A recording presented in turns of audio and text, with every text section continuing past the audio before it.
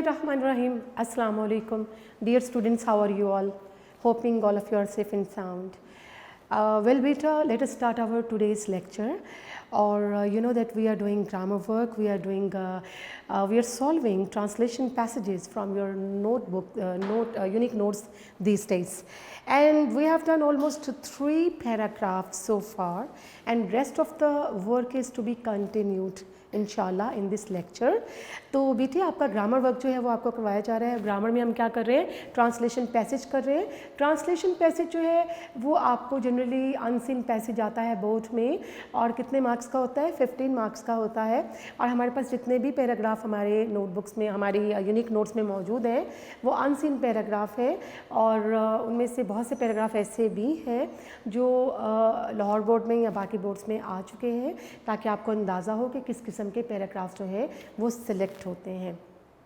तो बेटे आपको टेंसेस करवाए गए और थोड़ी सी बात आपसे की गई ग्रामर के हवाले से, ताकि आपको पता चल सके कि ट्रांसलेशन बेस्ट जो है वो किस तरह से की जा सकती है। तो हम लोग 3 पैराग्राफ जो हैं वो कर चुके हैं ऑलमोस्ट अपने यूनिक नोट्स से, अनसीन पैराग्राफ्स की प्रैक्टिस कर चुके हैं। और जो 3rd पैराग्राफ है वो भी कंटिन्यूड था, तो आपका लेक्चर जो है वो ख़त्म हो गया था। और उस पैराग्राफ की जो लास्ट लाइन है उसे आज हम लोग कर लेते हैं, और उसके बाद नेक्स्ट भी इसी चीज़ को कंटिन्यू रखेंगे। तो हमारे पास आ रहा है ट्रांसलेशन पैसेज नंबर 3, और नंबर 3 में भी हम लोगों ने ज़्यादातर पैराग्राफ जो है उसकी ज़्यादा हिस्से की ट्रांसलेशन कर ली है। सिर्फ लास्ट लाइंस रहती हैं, उसको नोट्स में से देख लेते हैं। आपके पास ये पेज नंबर 281 पे ये ट्रांसलेशन पैराग्राफ्स मौजूद हैं। तो बेटे घर में ख़ुद भी प्रैक्टिस कीजिए, यहाँ भी समझने की कोशिश करें। जी बेटे, आपके पास सेंटेंस आता है कि ये हमने लास्ट सेंटेंस किया था कि जब कांग्रेस वजूद में आई तो उन्होंने हालात का जायज़ा लिया। ये मैंने आपको तफसील से बोर्ड पे सब चीज़ बताई कि when Congress came into being it analysed the situation.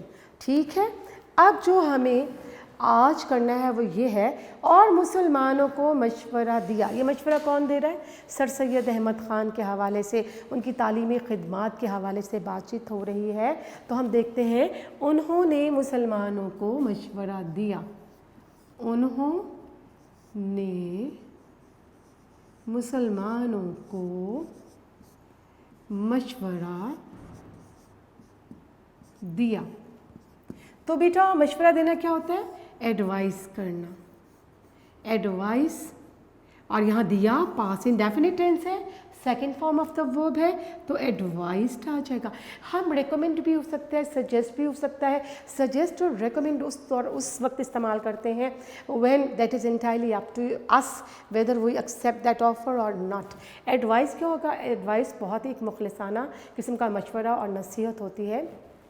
तो सर सैयद क्या मशवरा दे रहे हैं, क्या एडवाइस कर रहे हैं, ही एडवाइस्ड। और जब किसी कम्युनिटी का हवाला है तो दी आर्टिकल इस्तेमाल किया जाता है। तो ही एडवाइस्ड द मुस्लिम्स, उन्होंने मुसलमानों को मशवरा दिया। एडवाइस्ड क्यों आया, दिया past indefinite tense, second form of the verb active voice है। ठीक है जी, सब्जेक्ट के बाद second form of the verb, फिर ऑब्जेक्ट है आपका। जी बेटा, नेक्स्ट आपके पास आता है कि इस सियासी जमात से अलग रहें, कि इस सियासी जमात से अलग रहें। जी, सियासी जमात क्या होगा बेटा, पॉलिटिकल पार्टी। अलग रहना होता है, अलग रहना क्या होगा बेटा, नॉट टू ज्वाइन भी लिख सकते हैं, नॉट टू ज्वाइन भी हम कह सकते हैं, या फिर टू कीप अवे, दूर रहना, टू कीप अवे। ठीक है जी। तो अभी ये सेंटेंस आपका कंटिन्यूड है, अभी जारी है। उन्होंने मुसलमानों को मशवरा दिया कि इस सियासी जमात से अलग रहें। He advise the Muslims to क्या मशवरा दिया है, to keep themselves away, to keep themselves away. किससे अलग रहना है, from this political party, from this political party. देखिए बेटे, मैंने लिखा and advice the Muslims to keep themselves away, keep away दूर रहना, अलग रहना, किससे? From this political party, full stop. बल्कि ये भी लाइन कंटिन्यूड है उर्दू की। तो बेटे यहाँ पर to keep themselves away from this political party भी लिखा जा सकता है। हम ये भी लिख सकते हैं यहाँ ही एडवाइज द मुस्लिम्स, यहाँ पर हम ये भी लिख सकते हैं not to join this political party. तो ये आपको सेम मीनिंग कन्वे हो रहे हैं। ठीक हो गया बेटे? आपके पास मल्टीपल चॉइस होती है वोकैबुलरी के हवाले से, ठीक है। टेंस के अंदर रहते रहते आपने उन वर्ड्स को आप चेंज कर सकते हो, ले सकते हो। अच्छा जी, मज़ीद क्या कहा है जी? उन्होंने कहा और इसके मुतालबात की तायीद ना करें, यानी यहाँ और के साथ है, और इसके मुतालबात की तायीद ना करें। बेटे मुतालबात क्या होता है? डिमांड्स। और तायीद करना क्या होता है? टू सपोर्ट, तायीद करना। ठीक है, किसी चीज़ की तायीद करना। तो अभी ये लाइन आपकी कंटिन्यूड है, जारी है। He advise the Muslims not to join this political party or to keep themselves away from this political party, और इसके मुतालबात की तायीद ना करें, and not to support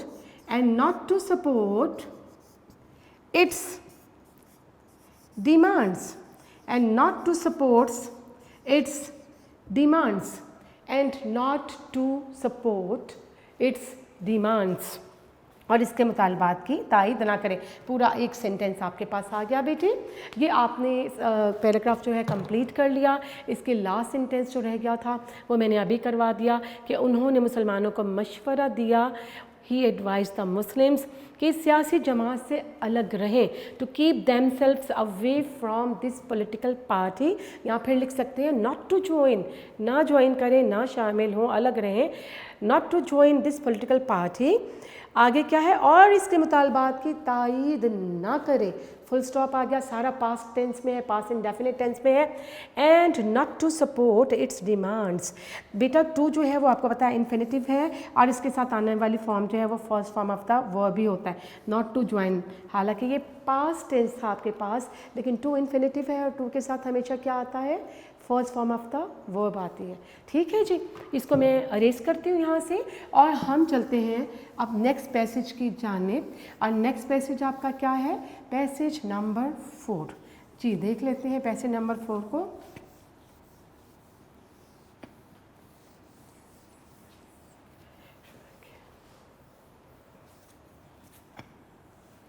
passage number 4,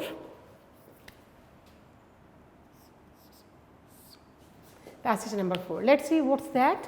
जी बेटे पैसेज नंबर 4 आपके पास आ रहा है कि देखने में तो मैं एक मीनार हूँ, देखने में तो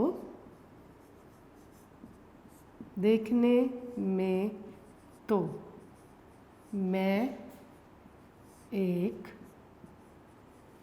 मीनार हूँ। देखने में क्या होता है? apparently, seemingly,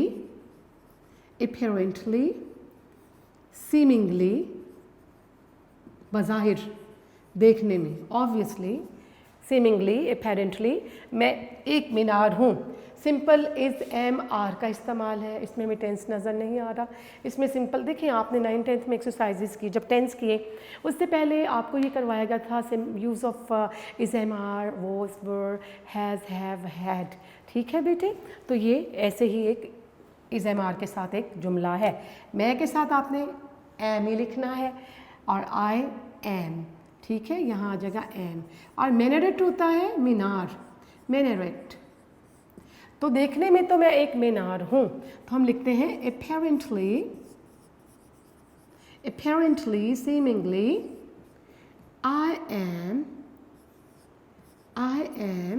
a minaret. I am a minaret. Fine. आगे जुमला आपके पास आता है, लेकिन हकीकत में मेरे अंदर पाकिस्तान की पूरी तारीख छुपी हुई है। लेकिन ये अभी कंटिन्यू है जुमला, लेकिन हकीकत में मेरे अंदर पाकिस्तान की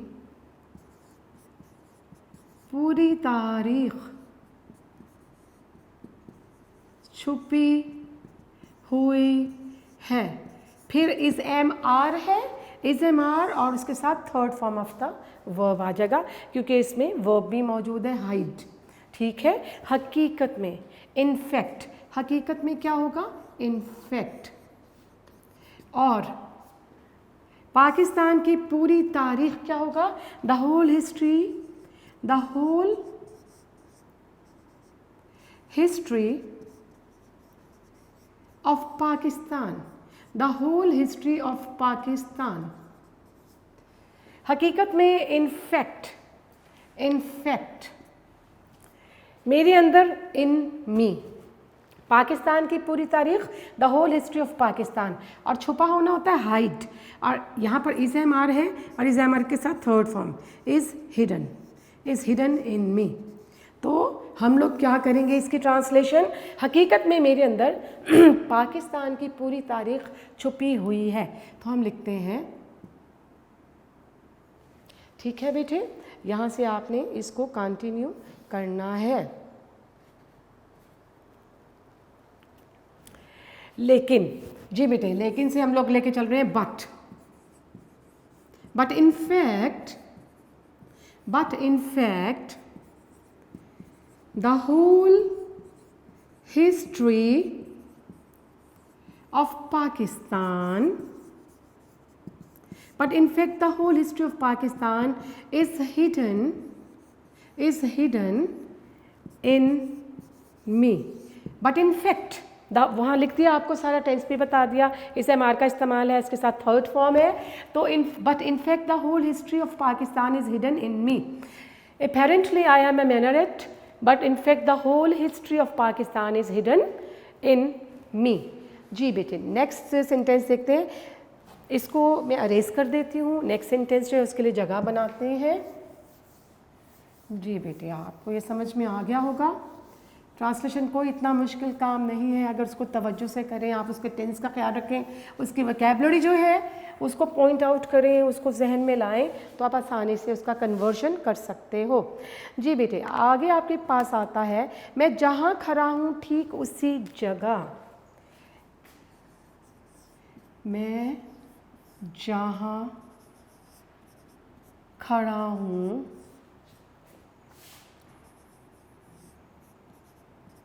ठीक उसी जगह, मैं जहाँ खड़ा हूँ ठीक उसी जगह 23 मार्च 1940 को बहुत से मुसलमान रहनुमा,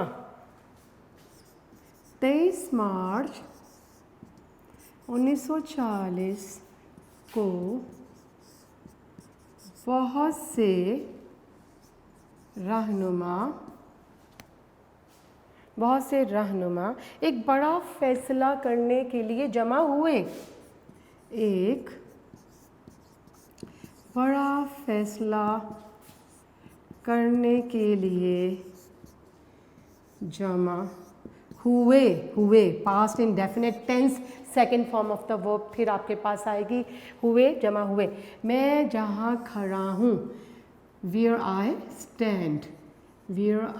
स्टैंड, मैं जहाँ खड़ा हूँ ठीक उसी जगह, exactly at the same place, exactly at the same place. फिर है 23 मार्च 1940, ये ऐसे होगा 23 मार्च 1940, बहुत से रहनुमा, मैनी लीडर्स एक बड़ा फैसला करने के लिए जमा हुए। गैदर होगा जमा होना, टू गैदर, लेकिन यहाँ पर गैदर्ड आएगा, पास्ट इंडेफिनिट टेंस है, गैदर। और बड़ा फैसला करना क्या होगा, to take a big decision, big decision. तो बेटे हम क्या करेंगे, आपकी जो डेट है उसको स्टार्ट में लिखते हैं, ऑन 23 मार्च 1940। फिर क्या है, बहुत से रहनुमा जमा हुए, आपका सब्जेक्ट आ गया, आपका वर्ब आ गया, SVO आपका मेन स्ट्रक्चर है, ठीक है। ऑन 23 मार्च 1940 मैनी लीडर्स, क्या है, मुसलमान रहनुमा तो नहीं लिखा हुआ, एक नज़र देख लेते हैं। बहुत से मुसलमान रहनुमा है, बहुत से मुसलमान रहनुमा, तो आप यहाँ लिखेंगे many Muslim leaders, many Muslim leaders, ये सब्जेक्ट आ गया, और वर्ब क्या होगा, गैदर, और पास्ट इंडेफिनिट है तो gather. Many Muslim leaders gathered exactly at the same place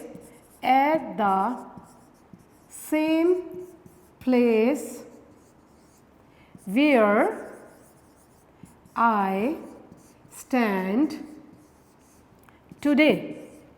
ठीक है जी, ट्रांसलेशन देख लीजिएगा, मीनिंग मैंने आपको बता दिया, टेंस आपको बता दिया उसमें।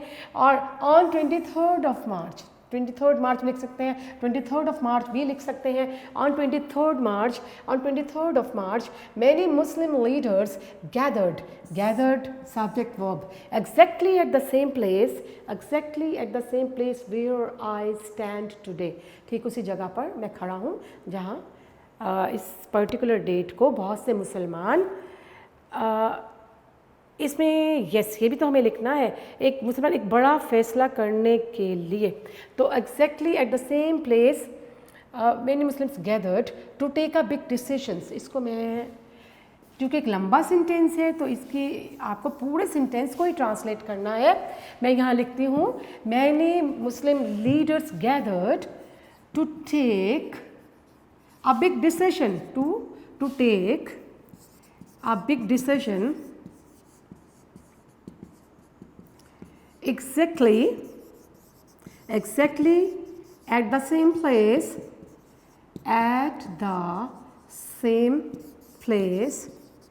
where I stand today। अब इसका पूरा तर्जुमा जो है वो मुकम्मल हो गया, इंग्लिश में कन्वर्जन हो गया, ठीक है। किस लिए इकट्ठे हुए थे वो पर्पज़ इसमें आपने लिखना था कि on 23 March 1940 many Muslim leaders gathered to take a big decision exactly at the same place where I stand today. ठीक है बेटे, ये आपका ये सेंटेंस जो हुआ वो मुकम्मल हुआ। अब इसके बाद हम देखते हैं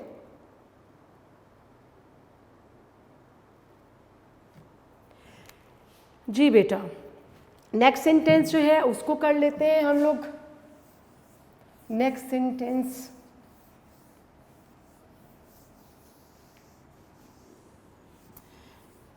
जी, इसको मैं इरेज कर रही हूँ और इसमें हम देखते हैं नेक्स्ट सेंटेंस आपके पास क्या आ रहा है। नेक्स्ट सेंटेंस है जी आपके पास कि वो गुलामी की ज़िंदगी से तंग आ चुके थे, वो गुलामी की ज़िंदगी से तंग आ चुके थे, तंग पड़ चुके थे, तंग आ चुके थे। पास्ट टेंस फिर आपके पास आ गया। गुलामी की ज़िंदगी क्या होगा और तंग पड़ना क्या होगा? गुलामी की ज़िंदगी life of slavery, life of slavery. और तंग आ जाना क्या होता है? Fed up of, fed up of, tired of, tired of, क्योंकि पास्ट टेंस है, वर थे। ठीक है, तो क्या आएगा? They were fed up of, they were tired of, they were tired of the life of slavery, they were tired of the life of slavery। जी बेटे, next sentence की तरफ चलते हैं। और अपने मुल्क को अंग्रेज़ के तसल्लुत से आज़ाद करवाना चाहते थे, पास्ट इंडेफिनिट टेंस, और अपने मुल्क को अंग्रेज़ के तसल्लुत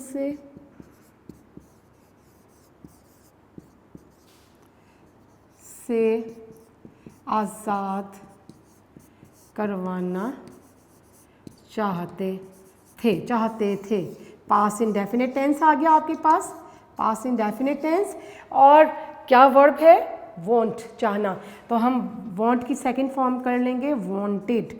और आज़ाद करवाना क्या होता है? They wanted to liberate, wanted to liberate.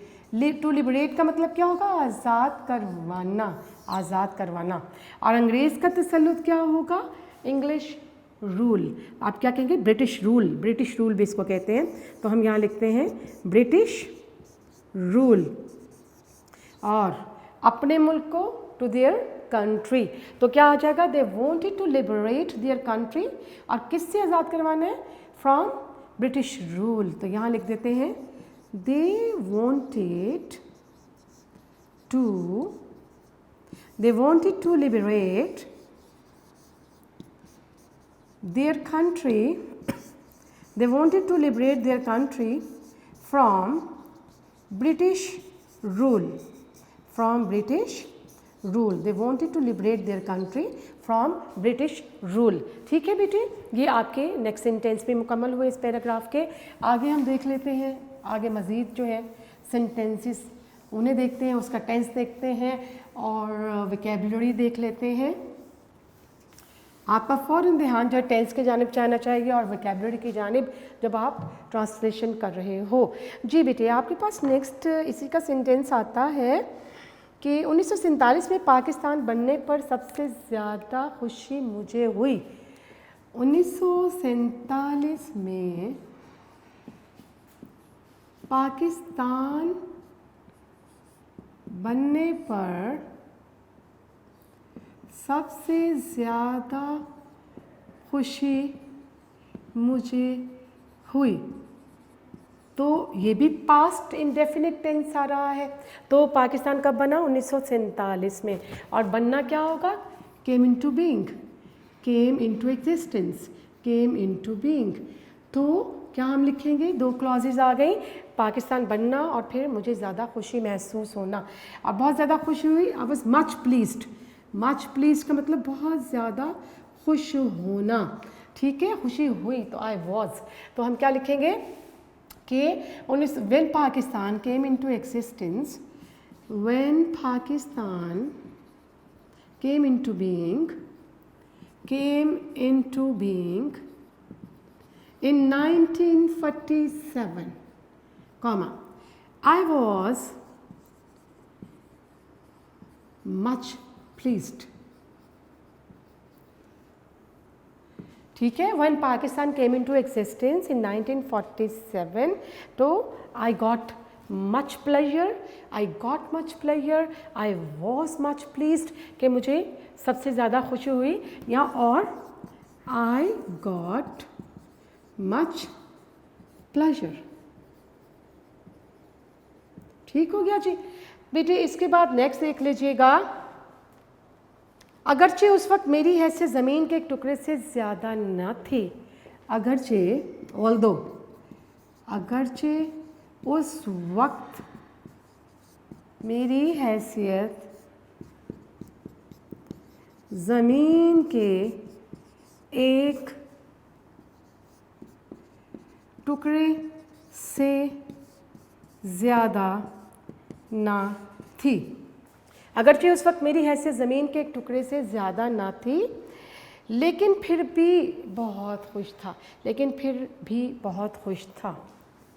ये लास्ट लाइन है बेटे, इसको करते हैं। लेकिन फिर भी बहुत खुश था, लेकिन फिर भी बहुत खुश था।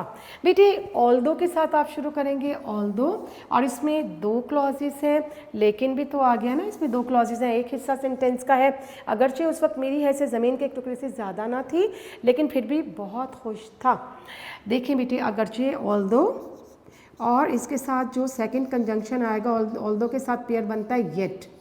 ऑल्दो और येट का पेयर बनता है इंग्लिश में, जैसे सच और एस का बनता है। ठीक है, तो ये पेड़ साथ साथ जो आते हैं आपके पढ़ने के दौरान इसको नोट करते जाए। अगरचे उस वक्त, ऑल्दो दैट टाइम, मेरी हैसियत ज़मीन के एक टुकड़े से ज़्यादा ना थी, थी, was, I was no more than a, और ज़मीन का एक टुकड़ा क्या होगा, piece of land, I was no more थी, was, I was no more than a piece of land, लेकिन फिर भी बहुत खुश था, येट आई वॉज, बहुत खुश था, आई was the happiest superlative degree of all, के बहुत ज़्यादा खुश था, सबसे ज़्यादा खुश था मैं, तो आप लिखेंगे although I was no more, कि मेरी हैसियत नहीं थी, I was no more than a piece of land, कि ज़मीन के एक टुकड़े से, नो मोर हैसियत का ना होना, बढ़ के देन कंपैरिजन कर रहा है, तो I was no more than a piece of land, yet, फिर भी मैं बहुत खुश था, yet I was the happiest, और सुपरलेटिव डिग्री के साथ दी भी लगाएगा, द हैप्पीएस्ट, और चूँकि सबसे ज़्यादा हैप्पीएस्ट का मतलब ये है सुपरलेटिव डिग्री कि वो एक्सीडिंगली ही वॉज ओवरजॉयड, तो यहाँ पर आप ऑफ ऑल भी लिखेंगे कि सबके साथ कंपेयर किया तो ये सुपरलेटिव डिग्री लगी कि सबसे ज़्यादा खुश नज़र आ रहा हूँ। तो मीनार क्या कह रहा है कि ऑल्दो, बेटे यहाँ से पढ़ते हैं, when Pakistan came into being in 1947 I was much pleased, या फिर और आई गॉट मच प्लेयर, फिर है although I was no more than a piece of land, yet I was the happiest of all, yet और although का pair आपको इस जुमले में मिल गए, ठीक है, ये पेयर आपने याद रखना है, जहाँ ऑल्दो है वहाँ सेकंड जो क्लॉज है उसके लिए कंजंक्शन क्या है, येट है, ठीक है बेटे। ये आपका पैराग्राफ नंबर 4 जो है वो कंप्लीट हुआ। पैराग्राफ नंबर 5 की तरफ बढ़ते हैं और उसको भी सॉल्व करते हैं आज, क्योंकि बेटे हमें टेक्स्ट भी पढ़ना है, टेक्स्ट के साथ साथ साइमल्टेनियसली अपनी ग्रामर की चीज़ों को भी कंप्लीट करना है। तो लिहाजा आप अभी पेयर ऑफ वर्ड्स कर रहे हो आजकल, उसके साथ साथ आपका सिलसिला चल रहा है ट्रांसलेशन का, क्योंकि ट्रांसलेशन भी बहरहाल बहुत एक इम्पॉर्टेंट टॉपिक है और इसको भी हमें साथ साथ कवर करना है। तो आपका पैराग्राफ नंबर 5 है और पैराग्राफ नंबर 5 में देखते हैं कि हमारे पास क्या आता है जी।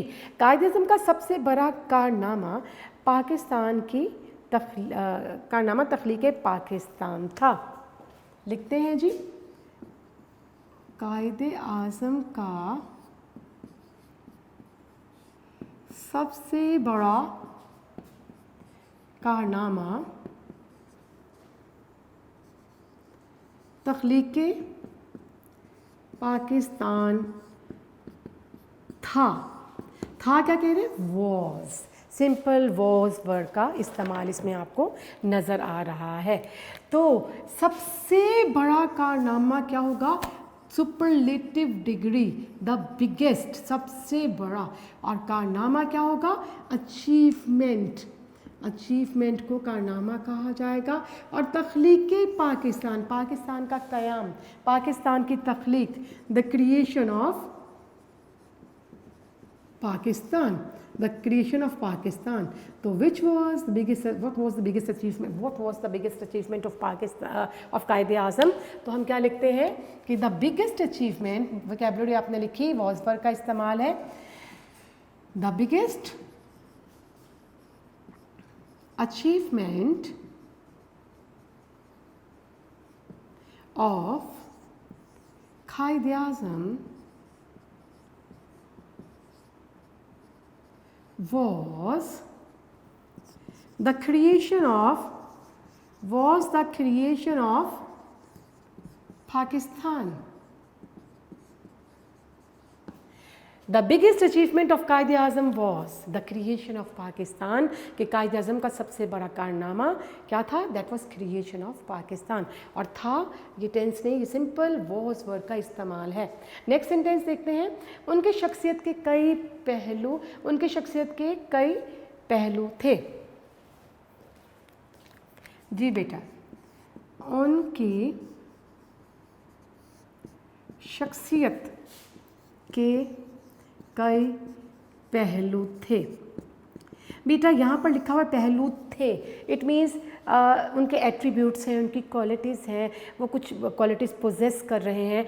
तो जब पोजेस कर रहे हैं तो हैड का इस्तेमाल किया जाएगा, हैव, हैज़, हैव, हैड का इस्तेमाल किया जाता है। और चूँकि ये पास में पास्ट टेंस में है तो इसमें पोजेशन शो हो रहा है, ऑनरशिप शो हो रही है, तो हम हैड लिखेंगे कि ही हैड। और क्या है, क्या रखते थे वो, मैनी साइडेड, कई पहलू होना, many sided, many sided personality, personality. तो उनकी शख्सियत के कई पहलू थे, यानी वो रखते थे, पोजेस करते थे, और उसके लिए हमें हैड इस्तेमाल करने पड़ेगा पोजेशन को शो करने के लिए। तो he had a many sided, a personality होता है तो अ मैनी साइडेड पर्सनैलिटी हम लिखेंगे he had. A good personality होता है, जैसे यहाँ पर मैनी साइडेड है, कई पहलू थे, तो he had a many sided, he had a many-sided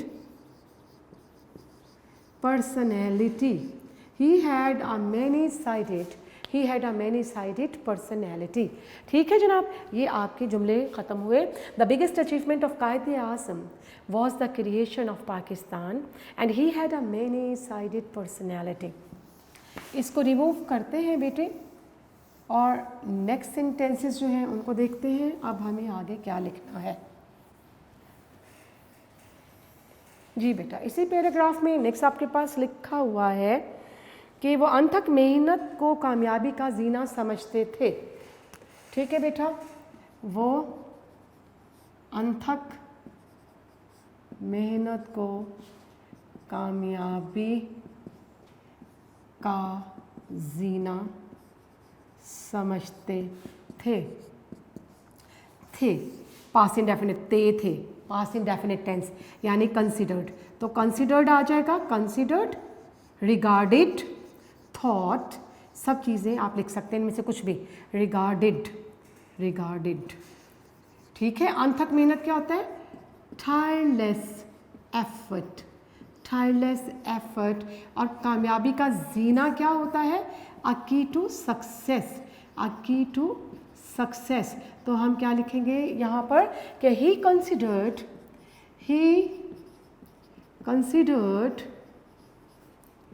the tireless effort, the tireless effort a key to success, a key to success, past indefinite tense समझते थे। जी बेटे, ये आपका sentence, he considered the tireless effort a key to success. Next आपके पास आता है, काम की ज़्यादती की वजह से वो बीमार पड़ गए। तो हम लिखते हैं काम की ज़्यादती क्या होता है, काम की ज़्यादती, ओवरवर्क, ओवरवर्क। काम की ज़्यादती की वजह से वो बीमार पड़ गए, बीमार पड़ गए, पास्ट इंडेफिनिट टेंस। फॉल होता है हो जाना, फॉल इल, बीमार हो जाना, तो हम यहाँ लिखेंगे fell ill, second form of fall. ठीक है जी, पास्ट इंडेफिनिट टेंस है, तो he fell ill because of, due to, वजह क्या बनी, ओवरवर्क। तो हम क्या लिखेंगे कि ही सब्जेक्ट, ही, फिर verb, he fell ill due to overwork, he fell ill due to overwork. Next देखते हैं बेटी, आपके पास नेक्स्ट सेंटेंस क्या आता है कि डॉक्टर ने उन्हें आराम करने का मशवरा दिया, डॉक्टरों ने उन्हें आराम करने का मशवरा दिया। बेटे ये भी पास्ट इंडेफिनिट टेंस है, तो क्या होगा, द डॉक्टर एडवाइज्ड, मशवरा दे रहे हैं मुखलिसाना किसी को, सजेशन तो आप माने ना माने, एडवाइस जो है वो ज़्यादा आपका सिंसियर वो आपका एक मशवरा होता है। तो क्या हम लिखेंगे कि डॉक्टर्स advised, दिया, past indefinite tense, second form of the verb. The doctors advised him, और क्या मशवरा दिया है, आराम करना, to take, infinitive, to take rest. The doctors advised him to take rest, the doctors advised him to take rest. लेकिन उन्होंने उनके मशवरे पर अमल करने से इनकार कर दिया। बेटी आपने लिख लिया होगा, आगे देखते हैं ताकि हम अपने टाइम के अंदर इस पैराग्राफ को ख़त्म करें। लेकिन उन्होंने इस मशवरे को मानने से इनकार कर दिया। जी बेटे, लेकिन, जी बेटे ये जुमला आप लिख रहे हो, लेकिन उन्होंने उनके मशवरे पर अमल करने से इनकार कर दिया। इनकार करना क्या होगा? रिफ्यूज़ करना, टू रिफ्यूज़। लेकिन यहाँ पर कर दिया past indefinite tense second form of the verb, तो यहाँ रिफ्यूज्ड आ जाएगा। उन्होंने से मुराद कौन? कायद आज़म ही। उनका मशवरा क्या होगा? एडवाइस। एडवाइस मशवरा है, और मशवरा ये किस फॉर्म में लिख रहे हो आप? एडवाइस यहाँ पर सी यानी नाउन लिखेंगे, ठीक है। और अमल करना, to act upon, to act upon अमल करना, तो हम क्या लिखेंगे? बट ही रिफ्यूज्ड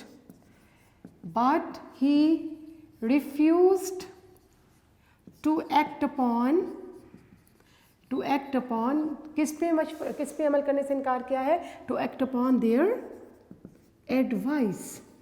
एडवाइस, और ये एडवाइस नाउन, वर्ब की ज़रूरत नहीं है यहाँ पर। आपका वर्ब क्या है? आपका वर्ब है refused, but he refuse to act upon their advice. जी बेटे, लास्ट लाइन की तरफ आते हैं। बिलाखिर काम की यही ज़्यादती उनकी मौत का सबब बनी। बिलाखिर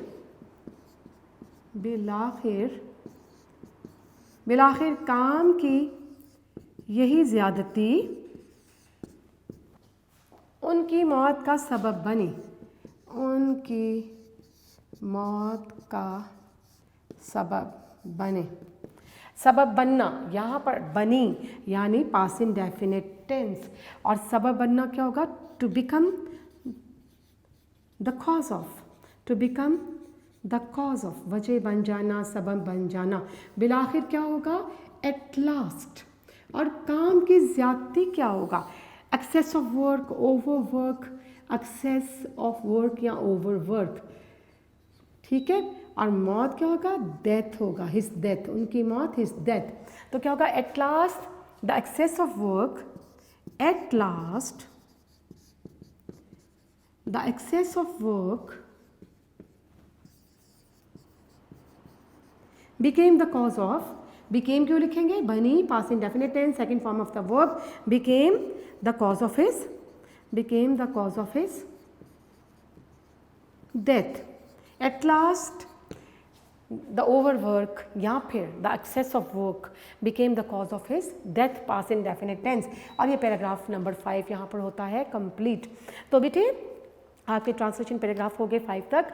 अब इसको आपने just keep on revising, keep on practicing all this paragraphs at home, ठीक है, to have better grip over tenses and vocabulary at the same time. तो बेटा इन चीज़ों का आपने बहुत ज़्यादा ख्याल रखना है। And here it is the end of our today's lecture, and before I end there is a short message for you. बेटा share your skills with other people, because it will not only change your life but the life of the people who are connected with you, and education is the only tool through which you can conquer the world। ठीक है बेटा, take care and stay home, stay safe। Thank you very much। Allah Hafiz।